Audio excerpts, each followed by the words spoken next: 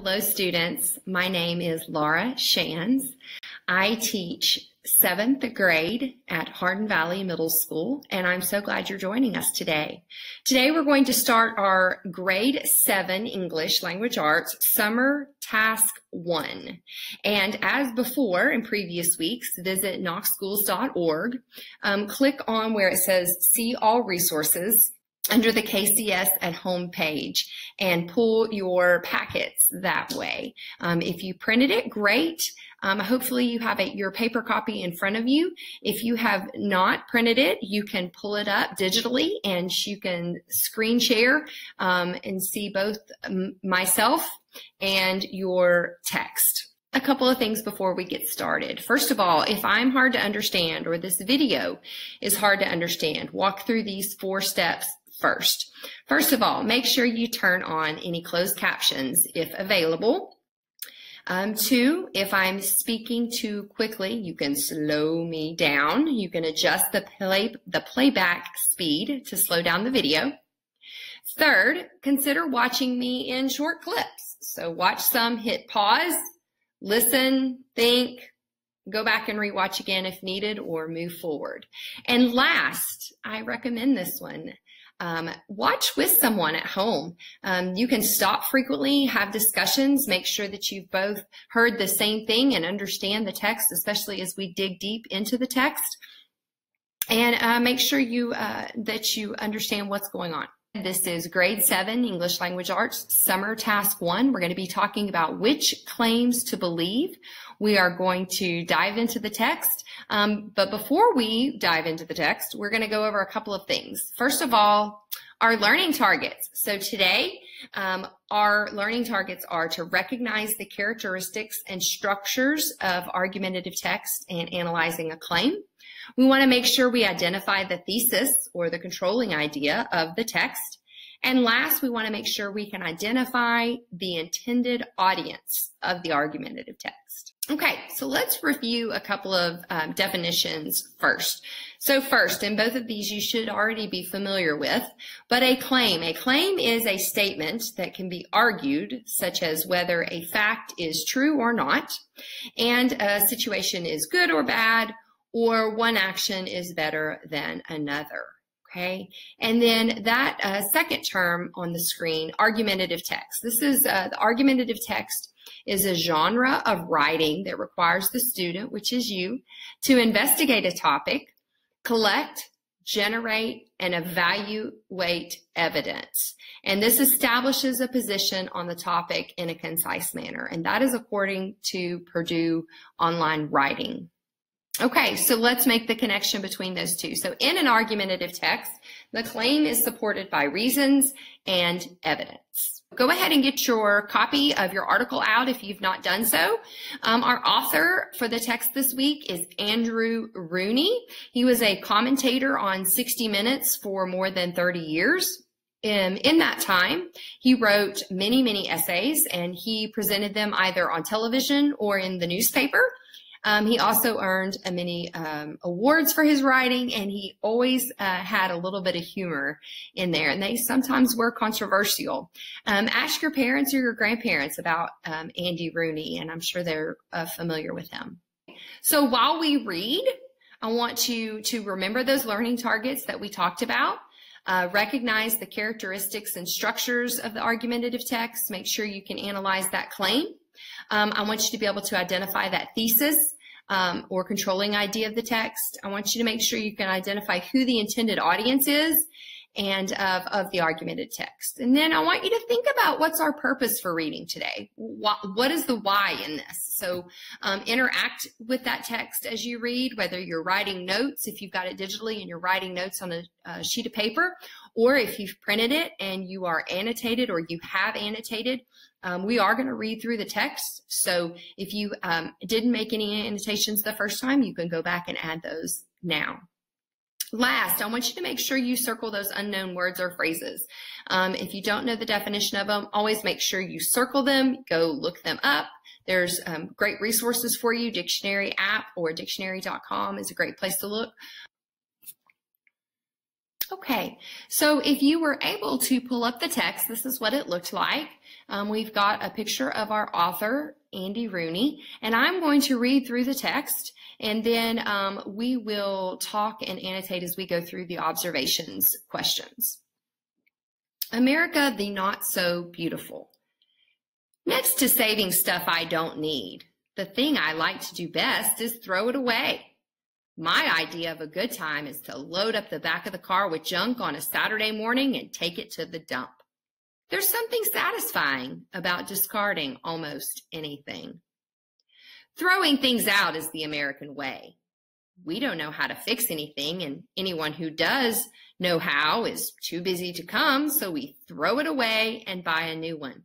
Our economy depends on us doing that. The trouble with throwing things away is there is no away left. Sometime around the year 500 BC, the Greeks in Athens passed a law prohibiting people from throwing their garbage in the street. This Greek law was the first recognition by civilized people that throwing things away was a problem. Now, as the population explodes and people take up more room on Earth, there's less room for everything else. The more civilized a country is, the worse the trash problem is. Poor countries don't have the same because they don't have to discard. Prosperity in the United States is based on using things up as fast as we can, throwing away what's left, and buying new ones. We've been doing that for so many years that we've run out of places to throw things because houses have been built where the dump was, and 2, some of the things we're throwing away are poisoning the earth and will eventually poison all of us and all living things. 10 years ago, most people thought nothing of dumping an old bottle of weed or insect killer in a pile of dirt in the backyard or down the drain in the street just to get rid of it. The big companies in America had the same feeling on a bigger scale. For years, the chemical companies dumped their poisonous wastes in the rivers, behind the mills, or they put it in a 50-gallon drums in the vacant lots with all the old rusting machinery in it, up behind the plants. The drums rusted out in 10 years and dumped their poison into the ground. It rained, the poison seeped into the underground streams and poisoned everything for miles around. Some of the manufacturers who did this weren't even evil. They were dumb and irresponsible. Others were evil because they knew how dangerous it was, but didn't want to spend the money to do it right.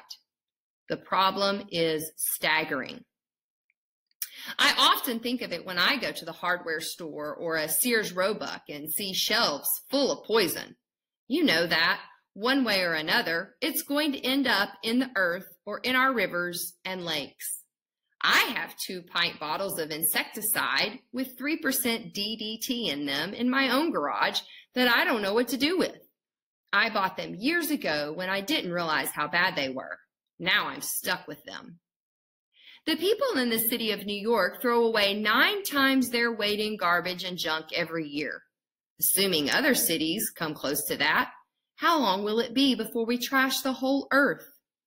Of all household waste, 30% of the weight and 50% of the volume is the packaging the stuff comes in. Not only that, but Americans spend more for the packaging of food than all our farmers together make an income growing it. That's some statistic. Trash collectors are a lot more independent than they used to be because we've got more trash than they've got places to put it. They have grown their own schedules and their own holidays. Some cities try to get in good with their trash collectors or garbage men by calling them sanitation engineers. Anything just so long as they pick it up and take it away. We often call the dump the landfill now, too. I never understood why land has to be filled, but that's what it's called. If you're a little valley just outside of town, you have to be careful, or first thing you'll know, you'll be getting filled. If 5 billion people had been living on the earth for the past thousands of years, as they have been in the past year, the planet would be nothing but one giant landfill, and we'd have turned America the Beautiful into one huge landfill. The best solution may be for all of us to pack up, board a spaceship, and move out. If Mars is habitable, everyone on Earth can abandon this planet we've trashed, move to Mars, and start trashing that. It'll buy us some time. Okay, so let's walk through the observation questions first after finishing our article. So first, let's look at this. Number one, how does the author use loaded language to convey his point about throwing things away? And we want to definitely cite those examples from the text using text evidence. So the author uses loaded language when he says, and these are the three examples I had found. The first one is located, and if you want to pull out your passage, it is located in paragraph 5. And it says, some of the things we're throwing away are poisoning the earth and will eventually poison all of us and all living things. So let's talk about first, as that first piece of evidence.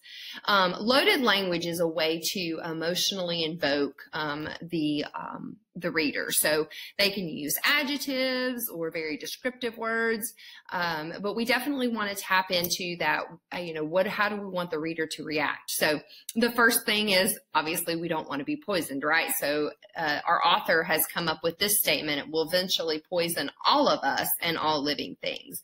Our second piece of text evidence can be located in paragraph 7.